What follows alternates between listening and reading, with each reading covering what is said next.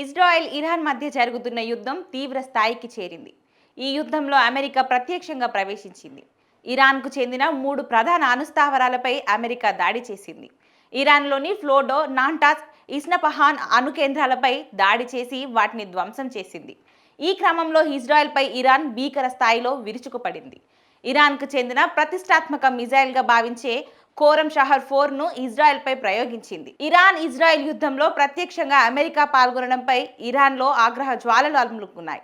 ఇరాన్లోని అణు కేంద్రంపై దాడి చేసిన అమెరికా వాటిని ధ్వంసం చేయడంతో ఇజ్రాయెల్పై భీకర స్థాయిలో విరుచుకుపడింది ఇరాన్. ఇక ఈ క్రమంలో బాహుబలి మిజైల్గా పేరొందిన కోరం షహర్ 4 మిజైల్ను ఇజ్రాయెల్పై ప్రయోగించింది ఇరాన్.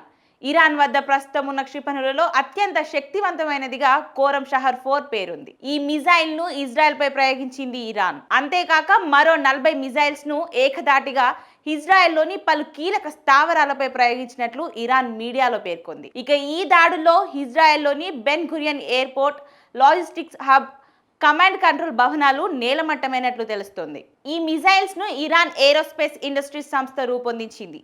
ఇది మీడియం రేంజ్ బాలిస్టిక్ మిజైల్. 2017-2019లో జరిగిన ఇరాన్ మిలిటరీ పరేడ్లో వీటిని తొలిసారిగా ప్రదర్శించారు. దీని స్పీడు మ్యాక్స్ 18గా ఉంది. 1800 కిలోల పేలోడ్ను ఈ మిజైల్ మోసుకెళ్లగలదు.